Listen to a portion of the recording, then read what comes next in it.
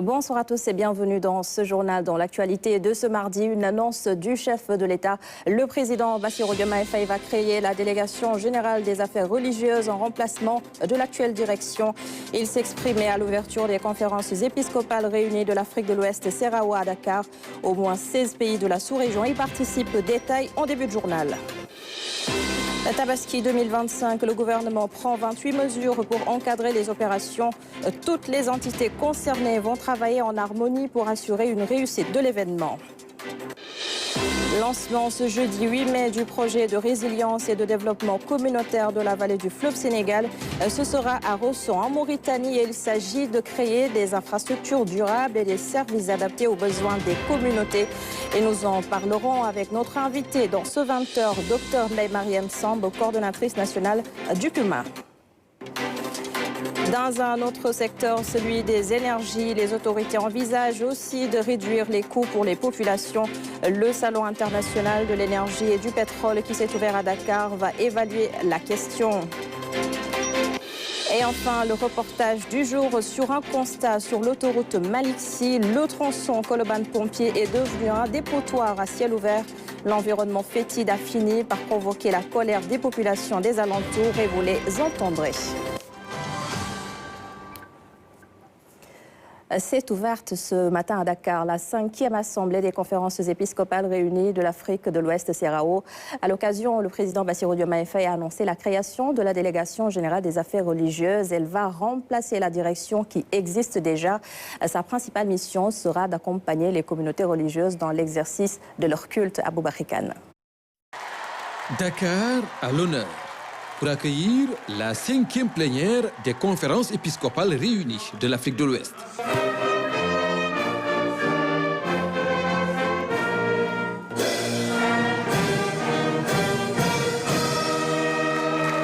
Un conclave des évêques et archevêques de 16 pays de la sous-région, le choix de la capitale sénégalaise est l'expression de la considération et du respect dont jouit la dynamique communauté chrétienne du Sénégal. Que la ville de Dakar serve de cadre approprié pour réfléchir sur une église synodale et autonome au service de la paix, de la justice en Afrique de l'Ouest me paraît significatif de la claire vision que nous devons avoir des nombreux défis pastoraux et enjeux sociaux de notre chère Afrique de l'Ouest. Je vous souhaite donc la cordiale bienvenue en terre sénégalaise, terre d'Afrique, qui s'honore de vous accueillir. Vous êtes des témoins de la parole qui touche les cœurs et les consciences, des messagers de la paix dont la voix transcende les clivages ethniques, culturels et géographiques. Votre mission est de bâtir des ponts, créer des espaces de fraternité et inventer de nouvelles formes de charité ancrées dans une foi commune et une joyeuse espérance. Cette assemblée est un espace d'échange sur les valeurs d'unité et de solidarité entre les églises sœurs de la sous-région. Dans la communion fraternelle et la diversité qui constitue une richesse pour l'humanité, la CERAO souhaite faire de cette rencontre une généreuse réflexion prospective et un partage fécond des expériences pastorales. Face aux défis multiples de l'humanité, de plus en plus complexes, il est nécessaire de souligner l'importance de la fraternité pour garantir et promouvoir une coexistence juste et pacifique, faire œuvre de solidarité, favoriser l'amitié entre individus, communautés et nations. Quel bonheur! Bonheur d'être frères et sœurs, bonheur d'être ensemble, bonheur d'avancer, de cheminer, pas seulement les uns avec les autres, mais aussi et surtout les uns par les autres. La religion a un rôle de polisseur des mœurs et de pacificateur des relations humaines, selon le président de la République. Et si le chef de l'État préside cette cérémonie d'ouverture, c'est parce qu'il accorde beaucoup d'importance aux affaires religieuses dans la stratégie nationale de transformation du Sénégal. La religion définit nos valeurs, elle irrigue nos comportements, elle guide nos activités, façonne nos sentiments et en fin de compte, structure nos relations, nos attitudes et nos manières de vivre. Il est de mon devoir d'assurer l'équité religieuse dans l'intervention de l'État auprès des communautés religieuses, de faire en sorte que chaque citoyen sente les pouvoirs publics à ses côtés dans l'accomplissement de sa foi. La religion n'est pas hors des politiques publiques. Elle est partie intégrante de notre référentiel, l'agenda national de transformation Sénégal 2050. C'est en parfaite adéquation avec nos valeurs religieuses, culturelles, les sèves nourricières de notre Afrique profonde, que j'ai fait de la vérité, du dialogue et de la paix les lignes directrices de ma gouvernance et les marqueurs de ma volonté inébranlable d'inclusion sociale et d'unité de notre nation. Relativement au thème de cette plénière, le président de la République, Bassirou Diomaye Faye, a souligné la contribution essentielle et irremplaçable de l'Église au développement des pays ici représentés. En effet, par son engagement dans l'éducation, la santé, la formation professionnelle, elle est une alliée sûre et incontournable de l'État. Elle participe ainsi à la consolidation des valeurs qui fondent notre vivre ensemble et notre destin commun. Face aux crises armées, à l'instabilité politique chronique et au drame migratoire de notre région, notre détermination à œuvrer ensemble doit rester intacte. Nous devons promouvoir une ère de paix et de concorde. Temps de réflexion et de prière, temps d'action de grâce, une projection vers l'avenir. L'objectif est clair, bâtir ensemble une CEDEAO des peuples riche de sa diversité, résiliente et solidaire face aux défis actuels des églises et des États de l'Afrique de l'Ouest. Le président Bassirou Diomaye Faye a également rendu hommage à l'occasion au pape François, dont le décès est survenu le lundi de l'octave de Pâques 2025. Je vous propose d'écouter son témoignage. Le pape François a achevé son pèlerinage terrestre, marqué par une fidélité sans commune mesure aux valeurs de l'Évangile. Son magistère s'est particulièrement distingué par une attention particulière et constante portée aux pauvres, aux marginalisés et aux laissés pour compte. Leur dignité pourtant inaliénable reste souvent bafouée, comme nous le rappellent les tragédies vécues par les migrants, les réfugiés et les victimes des guerres et des famines. Le pape François fut aussi une conscience écologique éveillée, à un moment critique où notre planète subit les effets des changements climatiques. Il nous a placés face à un choix clair et implacable: agir ou périr. Il nous a courageusement appelés à une véritable conversion écologique et à considérer notre environnement comme la maison commune que nous devons préserver. Plus de 150 cardinaux, archevêques et évêques de 16 pays se réunissent pour une réflexion essentielle sur l'Église synodale et autonome au service de la justice et de la paix en Afrique de l'Ouest. René Léon Fonseca revient ce soir sur les enjeux de cette session à Dakar.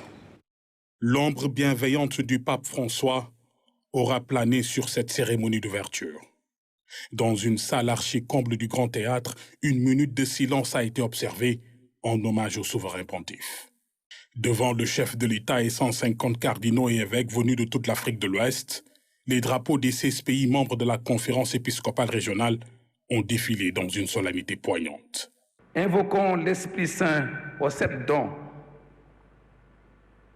Que sa lumière illumine nos travaux. Que sa sagesse éclaire le président de la République. Que son amour nous établisse fermement dans la communion fraternelle. Dans un contexte marqué par l'instabilité et l'insécurité, les évêques de la CEDEAO entendent se positionner comme un rempart de la paix. Ils appellent à un engagement collectif face aux défis de la sous-région. Comme dit un proverbe africain, seul on va vite, ensemble on va plus loin. C'est un de ces rôles essentiels que notre Église catholique d'Afrique de l'Ouest, aux côtés de nos États, de la CEDEAO et de tous les autres partenaires qui œuvrent inlassablement dans ce sens pour le développement harmonieux et l'intégration de notre espace UEMOA. Autre temps fort, la lecture du message du pape François écrit de son vivant à l'attention des évêques de la CEDEAO, un texte porteur d'espérance, notamment pour la jeunesse catholique africaine. C'est à travers cette forte collaboration qui dépasse les frontières, frontières que l'Église ne connaît pas, que vous parviendrez non seulement à cette paix tant désirée, mais bien plus, que vous aiderez vos populations, particulièrement les plus jeunes, à regarder vers l'avenir. Les évêques ont aussi salué la générosité du peuple sénégalais, un pays qui, rappelle-t-il, avait déjà accueilli la toute première rencontre des évêques ouest-africains en 1949. C'est ici à Dakar, alors capitale de l'AOF, que s'est tenue la toute première conférence plénière des responsables de l'Église catholique en Afrique de l'Ouest. C'était du 25 au 30 avril 1949. C'est dans ce sens que la présente assemblée plénière se devra d'être à la fois un temps de réflexion et de prière, un temps de travail et d'action de grâce. Les travaux se poursuivront jusqu'au 12 mai prochain, avec en point d'orgue la messe de clôture au sanctuaire marial de Popenguine, un symbole fort pour refermer cette 5e Assemblée générale sous le signe de la foi et de la fraternité. Et les fidèles ont magnifié cette rencontre majeure des évêques des 160 diocèses et archidiocèses de la sous-région. Le cardinal émérite Théodore Adrien Sarr, l'un des précurseurs de la CEDEAO, a également assisté à l'événement. Mariam Biramba a recueilli quelques réactions. En venant participer à l'ouverture de cette assemblée plénière des CEDEAO, c'est de nombreux et vivants souvenirs qui se réveillent à moi. Parce que la CEDEAO, nos ancêtres, nos prédécesseurs l'ont fondée, les cardinals Chandoum, Yago, Gantin, mais aussi on a eu à continuer le travail qu'ils ont entrepris et le développer. Et c'est pendant 11 ans que j'ai été président de la CEDEAO francophone et ensuite la nouvelle CEDEAO englobant tous les évêques de l'Afrique de l'Ouest, anglophones, francophones et lusophones. Nous l'avons fondée en 2012 et j'en ai été le premier président. Donc c'est vraiment avec émotion que je me retrouve au milieu de mes jeunes frères pour leur souhaiter qu'ils continuent à faire de la CEDEAO une assemblée d'évêques qui pensent les problèmes de nos églises et travaillent à les résoudre, mais aussi qui apporte sa contribution à la construction de nos différents pays de l'Afrique de l'Ouest. L'Église a une grande ouverture et réfléchit en général pour les populations, pas seulement chrétiennes, mais toutes les populations qui vivent ensemble et qui sont sur cette terre d'Afrique. Notre Afrique est secouée par beaucoup de guerres, des actes de terrorisme par-ci par-là, mais il y a toujours de l'espoir. Et nos pères évêques sont là pour nous apporter cet espoir.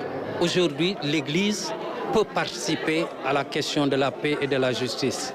Et que donc, si aujourd'hui on organise cela à Dakar aussi, c'est un symbole qui montre que Dakar a été la capitale de l'AOS.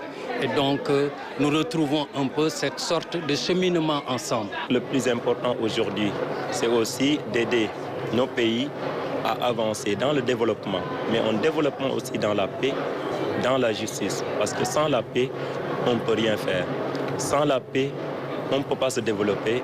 Sans la paix non plus, on ne peut même pas être à l'aise pour faire un quelconque travail. Et je pense que cette assemblée est vraiment celle ou l'une de ces assemblées qui peut nous aider aujourd'hui à avancer dans ce sens de développement et de paix. L'un des évêques, le président, a tenu un discours qui m'a beaucoup touchée et qui parle de réveil de l'Afrique et que nous ne soyons pas sous la domination des autres peuples, que nous n'ayons pas peur. Et je crois que c'est un appel à tout le monde, à toute l'Afrique, pour qu'on se réveille. Il est temps que nous prenions notre destin en main. Nous sommes convaincus que l'espérance ne déçoit pas.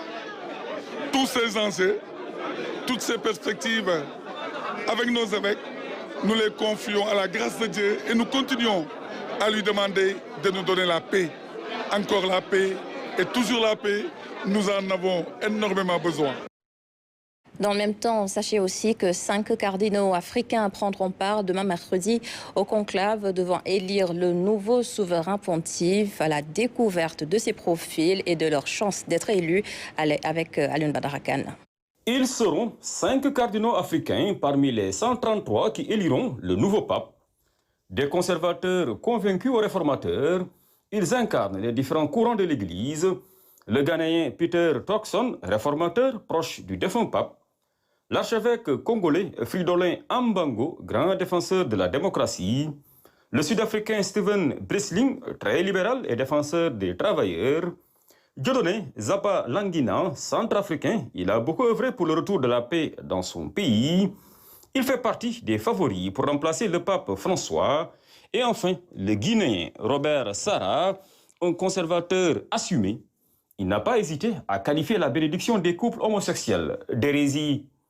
Membre influent du conclave, Robert Sarah aura un très grand rôle lors de ce rendez-vous tant attendu pour désigner le nouveau souverain pontife. Un mot à présent sur le conseil interministériel sur les préparatifs de la Tabaski et le vol de bétail. Le Premier ministre annonce 28 mesures pour relever les défis de l'aménagement des points de vente, de la sécurité, du financement et du vol de bétail. L'essentiel avec le ministre secrétaire général sortant du gouvernement, Al-Aminou Lo. D'abord pour la préparation de la Tabaski, au titre de la sécurité et de la facilitation. Le ministre des Forces armées et le ministre de l'Intérieur et de la Sécurité publique assureront la sécurité des personnes et des biens sur l'ensemble de la chaîne d'acheminement et de commercialisation des moutons, comprenant notamment les points de passage frontaliers, les axes de convoyage, les zones d'attente et les points de vente. Ils faciliteront la circulation des véhicules transportant des moutons vers les marchés, notamment par la tolérance de la présence à bord de chaque camion ou wagon de 3 bergers chargés de la surveillance des moutons. Au titre de l'aménagement et du fonctionnement des points de vente, le ministre de l'Intérieur et de la Sécurité publique, le ministre chargé des collectivités territoriales, le ministre de l'Agriculture, de la Souveraineté alimentaire et de l'Élevage prendront les dispositions nécessaires en relation avec le ministre en charge de l'hydraulique, le ministre en charge de l'énergie et les maires pour l'aménagement de points de vente autorisés. Dans ce cadre, étudier l'option de l'aménagement d'un parc à bétail sur une grande surface au niveau de la zone Diamniadio-Thiès. Ils devront veiller au désencombrement des sites et leur nettoyage avant, pendant et après la fête de Tabaski avec l'appui de la direction du cadre de vie et de la SONAGED. Ils devront veiller à l'éclairage de tous les points de vente autorisés, à l'ouverture des points d'eau temporaires dans tous les points de vente autorisés et à la mise en place des comités de gestion. Le ministre de la Santé et de l'Action sociale mettra en place des postes médicaux avancés dans tous les points de vente autorisés, mais également des équipes de préventionnistes au niveau des différents points de vente. Sur le deuxième point qui porte sur la lutte contre le vol de bétail, le ministre des Forces armées et le ministre de l'Intérieur et de la Sécurité publique veilleront à assurer la sécurité dans les zones à risque. renforceront les patrouilles mixtes pour lutter contre les abattages clandestins, mettront en place un système de renseignement communautaire. Le ministre de l'Agriculture, de la Souveraineté alimentaire et de l'Élevage organisera un atelier sur le vol de bétail au cours du mois de juin, qui regroupera tous les acteurs. Mettra en place un système national d'identification du bétail. Le texte juridique et afférent devra être finalisé au plus tard à fin septembre 2025. Prendra les dispositions idoines pour l'adoption des décrets d'application du code pastoral au plus tard à fin septembre 2025. Enfin, le ministre mettra en place un registre national du bétail au plus tard à fin décembre 2025. Le ministre de la Justice prendra les dispositions idoines pour le durcissement des peines infligées aux auteurs de vol du bétail. Et nous restons à la primature pour évoquer cette fois le décès ce matin de l'aide de camp du Premier ministre, commandant Pape Mignane Ndong, a été brutalement arraché à l'affection des siens. Le Sénégal perd ainsi un officier supérieur dévoué à la tâche. Ousmane Sonko évoque dans un poste un compagnonnage court, mais qui lui a révélé un homme exceptionnel, rigoureux, professionnel, vigilant et attentionné. La RTS présente ses condoléances au Premier ministre, à sa famille et à l'ensemble des forces de défense et de sécurité. Et je l'ai annoncé en titre ce jeudi, le projet de résilience et de développement communautaire de la vallée du fleuve Sénégal sera lancé à Rosso en Mauritanie. Et c'est le PUMA qui va piloter ce programme. La coordonnatrice est avec nous ce soir d'ailleurs pour nous éclairer sur les enjeux pour les deux pays. Bonsoir, Dr Ndeye Mariam Samb et bienvenue. Merci Adama, bonsoir à vous et à tous vos téléspectateurs. Est-ce que vous pouvez nous parler d'abord de ce projet et comment est-ce qu'il va changer la vie de ces communautés sénégalaises et mauritaniennes qui vivent dans ces zones? Comme son nom l'indique, c'est un projet de résilience. Le PRDC est un projet de la Banque mondiale qui finance avec le Sénégal pour un coût global de 115 milliards, dont 90 destinés au Sénégal, qui va impacter 3 régions. Saint-Louis, Matam et Tambacounda vont connaître des actions sur l'étendue de cet axe de la vallée du fleuve Sénégal, que nous connaissons avec de nombreux enjeux, notamment sur les changements climatiques, le déficit d'infrastructures sociales de base, mais aussi d'autres problématiques, notamment liées à la gouvernance de la ressource en eau. Donc il s'agit de construire des infrastructures et des services adaptés aux besoins des populations. Oui, mais pas que. Compte tenu de l'ensemble des enjeux que j'ai évoqués, il s'agira de relever, bien entendu, le niveau d'infrastructure, mais aussi travailler à la cohésion sociale, qui est un élément nécessaire aujourd'hui à l'émergence de ces territoires qui sont frontaliers à la Mauritanie. Je signale que ce projet est régional, donc nous l'avons en partage avec la République sœur de Mauritanie. C'est ça. Est-ce qu'on peut considérer que c'est une continuité de vos interventions? Bien sûr, on parle notamment du PUMA au niveau des zones frontalières. Tout à fait, Adama. Le programme PUMA est connu pour son intervention au niveau de 10 régions qui ont une portion de frontière avec des pays voisins. Mais sur cette intervention, notamment du PRDC, nous comptons aller beaucoup plus loin sur cette intervention car nous allons adapter le programme aux enjeux et défis qui sont en présence dans ces localités, notamment sur le renforcement d'actions sur la cohésion, comme j'ai dit, sociale, mais aussi des interventions qui vont être liées à la gestion des connaissances produites par notre intervention dans le cadre de ce projet. De même que le relèvement du niveau d'équipement, avec le désenclavement qui va être opéré, avec l'ouverture et la mise en place aussi d'actions de promotion du développement économique. C'est ça, vous parlez d'inclusion sociale, notamment au vu des relations entre le Sénégal et la Mauritanie. C'est un aspect qui vous tient particulièrement à cœur. C'est même le cœur du projet. Ce projet régional fait écho à l'intervention ou à l'action du gouvernement du Sénégal, en cohérence aussi avec les autorités mauritaniennes.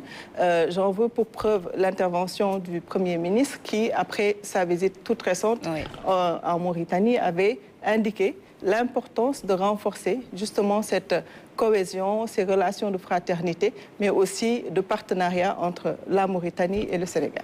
Il y a également un autre fait. Les populations qui vivent dans ces zones sont touchées par des défis liés au changement climatique.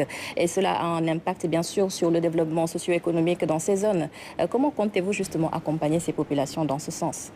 Ce projet dit de résilience travaillera essentiellement à renforcer les capacités des communautés à se relever après les chocs qui se feront de plus en plus nombreux. Nous l'avons vécu l'année dernière avec la crue du fleuve Sénégal, avec les inondations que cela avait occasionné. Et pour cette année, et dans le cadre de ce projet, nous avons prévu des actions tendant à renforcer la résilience, mais aussi à organiser des secours de façon rapide, parce que nous avons une composante spécialement dédiée à la contingence qui, nous ne le souhaitons pas, en cas de survenue de choc climatique, pourra être rapidement opérationnalisée pour venir en secours aux populations. C'est ça. Alors, le lancement, c'est ce jeudi, mais on s'attend également à la signature d'un accord cadre entre nos deux pays. Tout à fait. Ce sera vraiment l'occasion de revivifier les relations entre le Sénégal et la Mauritanie. Ce sera l'occasion pour le PRDC, qui est un projet régional, d'entrer en vigueur au niveau de la région avec notamment la présidence de la Banque mondiale qui va permettre de lancer et de diffuser de l'information sur ce projet que nous espérons impactant pour les populations. C'est ça. On espère aussi, parce que comme vous l'avez annoncé, c'est un projet qui devrait changer complètement la vie des populations qui vivent au niveau de la vallée du fleuve Sénégal. Merci beaucoup d'avoir été avec nous, Dr Ndeye Marième Samb. Je rappelle que vous êtes la coordonnatrice du PUMA, le programme d'urgence de modernisation des axes et territoires frontaliers. Et puisque le Sénégal et la Mauritanie partagent également d'autres projets énergétiques, surtout le Salon international de l'énergie et du pétrole se tient actuellement à Dakar. Les participants vont évaluer les perspectives de production des hydrocarbures et de l'électricité en Afrique. Babacar Ndour. Ce 22e salon pose le débat sur la nécessité de saisir les opportunités liées à l'exploitation des hydrocarbures et les enjeux de développement durable. Une jonction en adéquation avec les politiques publiques en matière d'énergie. L'enjeu, c'est essentiellement de réduire de manière structurelle le coût de production avec la mise en œuvre de la stratégie Gas to Power qui est déjà en cours avec la conversion des centrales existantes comme Bel Air, ainsi que la construction de nouvelles centrales dont West African Energy et Gandon pour une puissance cumulée de 550 MW. La réalisation de projets structurants a permis d'avoir 1406 km de lignes de transport et plus de 18 000 km de distribution. À cela s'ajoutent d'heureuses initiatives dans le haut réseau pour atteindre l'accès universel à l'électricité. Le Sénégal appelle à un changement de paradigme dans la gestion des ressources naturelles en Afrique. La dynamique devrait placer le droit des communautés au cœur des politiques. S'il est vrai que les ressources appartiennent au peuple, les communautés autochtones qui ont vécu sur les terres à côté des berges où nous avons notre onshore ou notre offshore. Et le débat se posera plus tard sur la question fondamentale des clauses de stabilité que l'on met dans les contrats, où on dit impossible de revenir en arrière. En Afrique, nous avons choisi de dire qu'il n'y a pas de sujet qu'on ne puisse rediscuter. Les énergies fossiles représentent 80% de la production mondiale. Pour le Sénégal, il s'agit de baisser les coûts à travers la stratégie Gas to Power et une utilisation responsable susceptible de garantir un accès universel à l'énergie. Et au vu des enjeux, de plus en plus de journalistes se spécialisent sur ces questions, pétrole et gaz. Le ministère de l'Énergie soutient la démarche à travers notamment des sessions d'information et de formation. Fatoumata Banelba. Il s'agissait pour le ministre de l'Énergie, du Pétrole et des Mines, Birame Souleye Diop, de se livrer à un exercice de transparence avec les journalistes. Parler sans langue de bois sur des questions liées au secteur des hydrocarbures et des industries extractives. Un dialogue constructif et responsable pour une information certifiée. Nous savons que les attentes sont immenses. Et c'est justement dans ce contexte que la presse joue un rôle capital. Vous êtes les relais de l'information, mais aussi les vigies de l'intérêt public. Vous questionnez. Vous alertez, vous proposez. Et à ce titre, votre engagement est un pilier essentiel de notre politique de gouvernance ouverte. En tant que journaliste, notre rôle n'est pas seulement d'informer, mais d'interroger, de comprendre, de transmettre les enjeux. C'est pourquoi nous saluons l'organisation de ce séminaire qui regroupe des journalistes venus de Dakar, Thiès, Fatick, des îles du Saloum, de Kaolack, Kédougou, Tambacounda, de Podor et Saint-Louis. Parmi ses confrères et consoeurs, il y en a, et c'est important de le souligner, qui travaillent pour des radios communautaires basées dans les zones d'exploitation minière. Face aux risques de manipulation et de rumeurs, le ministre appelle à la vigilance et à l'éthique professionnelle. Il est tout de même utile de rappeler, avec la plus grande gravité, les dangers réels que représente la désinformation dans le domaine des secteurs des industries extractives. La diffusion d'informations approximatives, orientées ou sensationnalistes peut nuire profondément à l'image de notre pays, compromettre nos partenariats économiques et alimenter une défiance injustifiée au sein de nos populations. Ce séminaire a été également mis à profit par le ministre pour dévoiler des données concrètes sur le secteur. Qu'on a procédé à une vente record de 3,8 millions de barils pour le champ pétrolier de Sangomar durant le mois d'avril.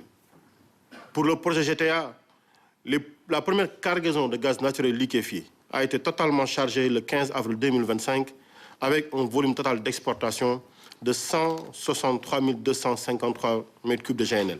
Pour le projet gazier de Gadiaga, on n'en parle pas beaucoup. Mais comme j'ai fait avec les deux premiers cités, nous avons instruit nos services à en livrer les données. Il en ressort qu'au premier trimestre de 2025, un volume total de 548 118 normomètres cubes de gaz naturel a été commercialisé. La production mensuelle du mois d'avril est estimée à 219 909 normomètres cubes. Pour les besoins de ce séminaire de 2 jours, le ministère de l'Énergie, du Pétrole et des Mines a mobilisé tous les acteurs du secteur qui ont représenté leur direction et leurs agences, avant de répondre sans détour aux questions des journalistes. Tout ceci basé sur la sincérité, la transparence et la confiance. Tambacounda a accueilli la 7e journée de concertation des exécutifs territoriaux du pôle sud-est. Les discussions ont porté sur les critères de garantie d'un aménagement territorial efficace et durable. Marandiaï. Une rencontre a réuni les exécutifs territoriaux du pôle sud-est sous l'égide du ministre de l'Urbanisme, des collectivités territoriales et de l'aménagement des territoires. Des échanges ont porté sur la viabilité communale, histoire de discuter sur les critères essentiels d'un aménagement territorial efficace. L'État crée une commune parce que l'État a besoin que cette commune offre du service aux citoyens. Et les recettes que doit mobiliser la commune à travers son territoire et ses activités économiques doivent permettre de quand même financer une bonne partie de ses engagements. Vous voyez donc que quand on pose une question liée à la viabilité, c'est une question qui est à la fois économique, qui relève des défis économiques, de faire face aux défis liés à l'environnement. C'est une question liée à la mobilisation des ressources. Elle pose une question de la dynamique entrepreneuriale de cette zone et la capacité de cette commune à avoir une organisation budgétaire qui peut faire face aux défis liés à la création même de la commune. Durant 2 jours de concertation, les acteurs vont chercher à identifier les clés d'une réforme pour une meilleure viabilité. Avoir des collectivités, c'est bien. Qu'elles soient viables, c'est encore mieux. Donc, naturellement, je pense que l'acte 4 est venu pour jouer son rôle. Nous avons appris des erreurs de l'acte 3. Nous ne voulons plus escamoter des réformes. Nous voulons prendre le temps, choisir 15 enjeux, 15 points techniques, réunir les experts, réunir les élus, travailler sur ces points en profondeur, sortir un rapport général de concertation avant d'aller maintenant à l'évaluation de l'acte et maintenant mettre en place un comité de rédaction et doter de notre nation d'une décentralisation qui est réellement capable de mettre en œuvre l'agenda 2050. La 7e journée de concertation avec les exécutifs territoriaux du pôle sud-est s'inscrit dans une dynamique de réflexion sur l'aménagement du territoire et la gouvernance locale. Des solutions sont attendues pour un aménagement territorial plus harmonieux. Et le ministre de la Formation professionnelle et technique a lancé à Mbour l'initiative intitulée La matinée de l'insertion. C'est un programme d'accompagnement des jeunes diplômés issus des structures de formation technique. Notre reporter Bakary Dembassi a assisté au lancement. Le programme dénommé Matinée de l'insertion ambitionne de créer un lien direct entre les jeunes diplômés et les employeurs à travers des rencontres professionnelles. Cette activité a réuni l'ensemble des établissements de formation professionnelle publics et privés du département de Mbour. Cette journée incarne notre engagement collectif et notre détermination à rapprocher les jeunes des opportunités d'emploi et d'entrepreneuriat, en particulier ici dans le département de Mbour, terre de dynamisme et d'innovation. Aujourd'hui, nous passons à l'action concrète avec cette matinée qui vise à faciliter la rencontre directe entre employeurs et jeunes diplômés, octroyer des bourses de stage pour renforcer l'employabilité, créer un réseau dynamique entre établissements de formation et entreprises locales. Cette initiative s'inscrit dans une stratégie plus large qui vise à faire de la formation professionnelle un véritable levier de création d'emplois et de souveraineté économique. Nos remerciements s'adressent également aux partenaires techniques et financiers, notamment la GIZ qui a financé cet événement, les entreprises locales et à tous les acteurs de l'insertion professionnelle qui nous accompagnent sans relâche pour offrir aux jeunes diplômés de véritables opportunités d'intégration dans le tissu économique. Ceux qui ont crié aujourd'hui lors de la démonstration, rassurez-vous, vous avez des partenaires qui sont là, tapez aux portes, n'hésitez pas, prenez vos CV, distribuez-les, les gens vont vous écouter.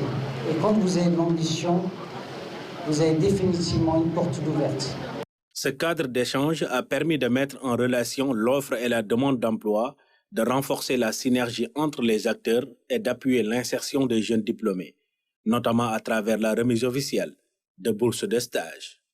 Et depuis 2018, l'Institut national d'éducation et de formation des jeunes aveugles, INEFJA, a ouvert une classe préparatoire à Ziguinchor. Elle compte une 50aine d'élèves initiés en braille, mais les conditions d'études ne suivent pas toujours. Reportage Mariama Bangoura. Située derrière le camp militaire, l'école Alioune Badara Diallo accueille des élèves pas comme les autres. Des enfants handicapés visuels viennent y apprendre l'écriture braille. Moustapha Diallo est parmi les pensionnaires et il nourrit de grandes ambitions. Une moyenne de 14. Est-ce que tu t'en sors? Oui, on se débrouille quand même. Je veux être chercheur en philosophie, la philosophie humaine, la diplomatie, etc. Ouverte par l'Institut national d'éducation et de formation des jeunes aveugles, cette classe préparatoire est la première du genre dans la zone sud. Depuis 2018, nous avons pensé avec SSC de s'ouvrir dans les régions, dans le cadre de l'inclusion. Nous sommes actuellement à Kaolack, à Saint-Louis, à Thiès même il y a l'inclusion, ici à Ziguinchor. Actuellement, nous avons 55 enfants qui sont enrôlés, qui sont dans le programme d'éducation inclusive. Pour rejoindre la classe préparatoire, il n'y a pas d'âge. Sega Gueye l'a intégré après avoir perdu la vue en 2011. Il y officie aujourd'hui en tant qu'encadreur bénévole. J'étais agent commercial dans une société. Je travaillais là-bas, mais quand j'ai eu ce problème, après je suis retourné ici à Ziguinchor. Je fréquente l'INEFJA, ça fait maintenant 2 ans. J'ai appris le braille, j'ai maîtrisé le braille et puis actuellement je suis là, je suis assistant ici, j'aide les enfants aussi. Ça dépend de l'âge d'attaque. Il y a des enfants qui sont nés avec, on les appelle des aveugles de naissance. Il y a des enfants qui viennent ici à partir de la 3e. Après l'initiation en braille, les enfants sont envoyés en classe inclusive. Actuellement à Ziguinchor, 2 écoles élémentaires, un collège et le lycée d'Ignabo sont aptes à recevoir des handicapés visuels. On les encadre ici avec un enseignant tutélaire que vous allez voir tout à l'heure. Le CM qu'on a enrôlé actuellement, c'est le CMT, Amical Cabral. Nous sommes à l'école Koloban. Il y a aussi là-bas des enfants qui sont sortis d'ici et nous qu'on encadre. Mais les enfants, il n'y a pas de différence. Je contrôle la compréhension. D'abord, on va lire. Je vais choisir entre les deux. Un va lire aussi. Après, je vais poser des questions de compréhension. Maintenant, quand les autres vont travailler, eux, ils vont utiliser leur cube pour faire poser d'abord l'opération. Et ils sont plus rapides que les autres. À Ziguinchor, 90% des élèves en situation de handicap visuel sont parmi les meilleurs de leur classe. Pour une prise en charge plus optimale de ces enfants, un accompagnement est nécessaire. Les photos que j'ai ici avec moi, cet enfant-là, en venant à l'école, il a été mordu par un chien. Donc l'urgence est là. Nous sollicitons vraiment, nous demandons aux autorités d'avoir un bus de transport. L'autre chose aussi, il y a beaucoup d'enfants qui sont aux alentours de Ziguinchor, qui veulent venir, mais on a un problème de famille d'accueil. Ces enfants déficients visuels ont tourné le dos à la mendicité. Ce qu'ils veulent, c'est étudier et être utiles à la société. Au-delà des cours en classe, ils pratiquent aussi des activités de loisirs. Un temps poussiéreux ce mardi sur Dakar et en région. On pense bien sûr aux asthmatiques qui représentent 10% de la population sénégalaise. Et justement, la journée mondiale de l'asthme est célébrée aujourd'hui. Une maladie incurable, mais un traitement efficace peut améliorer la qualité de vie. Fanta Badji. Rendre les traitements inhalés accessibles à tous. Les doyens de l'hôpital Fann rappellent aux jeunes pédiatres les procédés et gestes qui sauvent pour que plus aucun enfant ne meure d'une crise d'asthme. Les prises en charge doivent être harmonisées. C'est tout le sens de la présence de tous ces jeunes pédiatres qui sont venus pour apprendre, échanger, afin d'harmoniser la prise en charge de cet asthme. La maladie chronique est une priorité de santé publique. Et au Sénégal, les hôpitaux disposent de l'arsenal thérapeutique adapté pour soigner correctement les malades. Mais face à la forte demande, une mise à niveau des conduites s'impose. Insister comment on prend les pompes, n'est-ce pas, quel type de pompe il faut prendre. Et aussi, nous allons également les former comment faire le diagnostic de l'asthme. Les chiffres font état d'une prévalence de 10%. À l'hôpital d'enfants Albert Royer de Fann, plus de 50% des consultations sont liées à des maladies respiratoires, l'asthme notamment. Quand on parle de l'asthme, on parle d'une pathologie qui peut être mortelle s'il n'est pas bien pris en charge, mais qui peut également être une source de perte de productivité pour les parents, parce que quand on a un enfant qui fait une crise d'asthme, on est obligé de prendre de son temps de travail, pour l'amener à l'hôpital.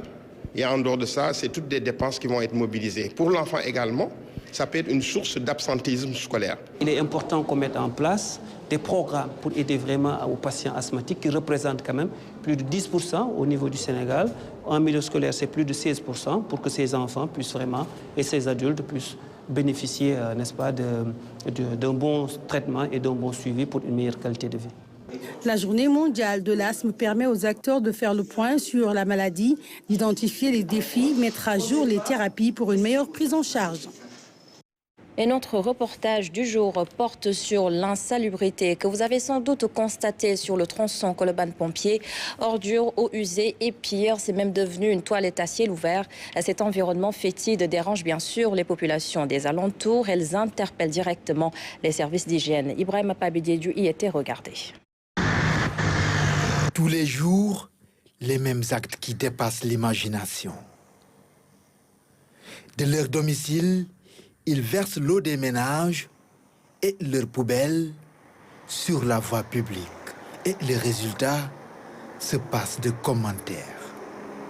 Nous sommes bien sur l'autoroute Malixi, sur le tronçon Colobane-Pompier, plus précisément à hauteur de la passerelle, à proximité du mur de la gendarmerie.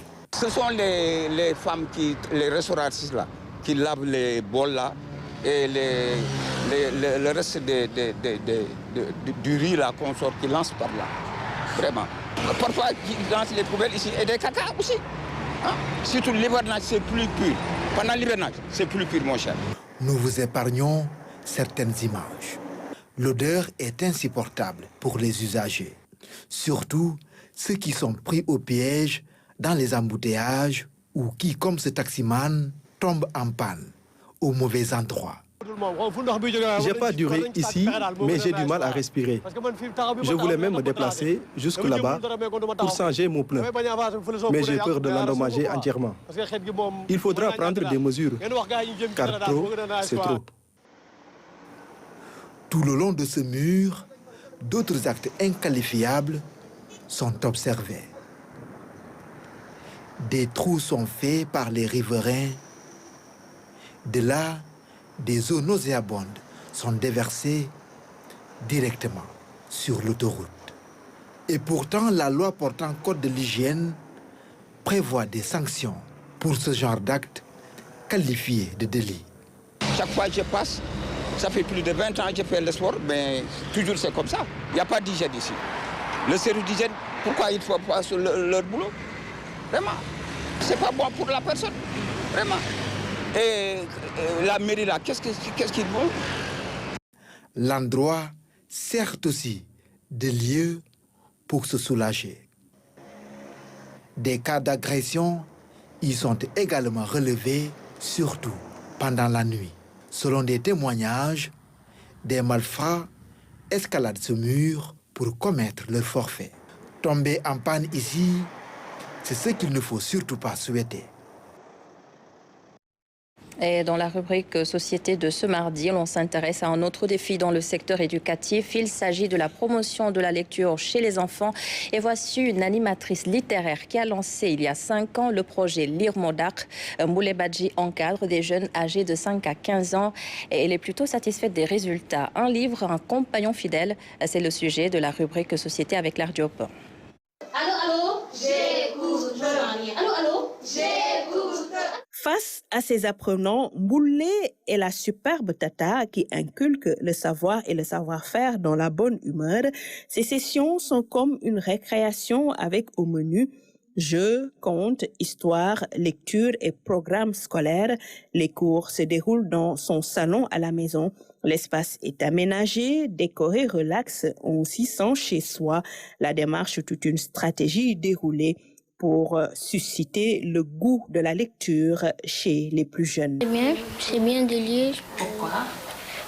Pour comprendre les textes ou bien chercher les mots. Comme ça, on peut les utiliser dans des phrases et bien lire les textes avant de faire des fautes en dictée. Très important. Je fais des leçons, je fais des exercices, je lis parfois. Des choses comme ça. Parfois aussi, on fait des jeux et on mange. Entre Mboulé et les livres, c'est une longue histoire d'amour qui a démarré depuis le bas âge. Son père enseignant l'a initié et transmis le virus. Et malgré les péripéties du temps, aujourd'hui, l'aventure continue encore.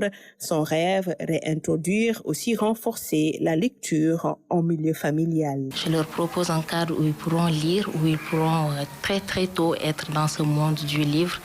Et ensuite, essayer de les aider à ce qu'ils puissent acquérir les outils du français, qu'ils puissent utiliser, que ce soit le vocabulaire, la grammaire de façon très simple, avec des astuces très simples, mais surtout qu'ils puissent, dès le bas âge, pouvoir comprendre une histoire, créer leur propre note de lecture, continuer. Donc, c'est au-delà de la lecture, ils peuvent écrire des histoires à partir de ce qu'ils viennent de lire. Le projet Lire Modak, entendez, il n'y a pas mieux que la lecture, a démarré en 2020.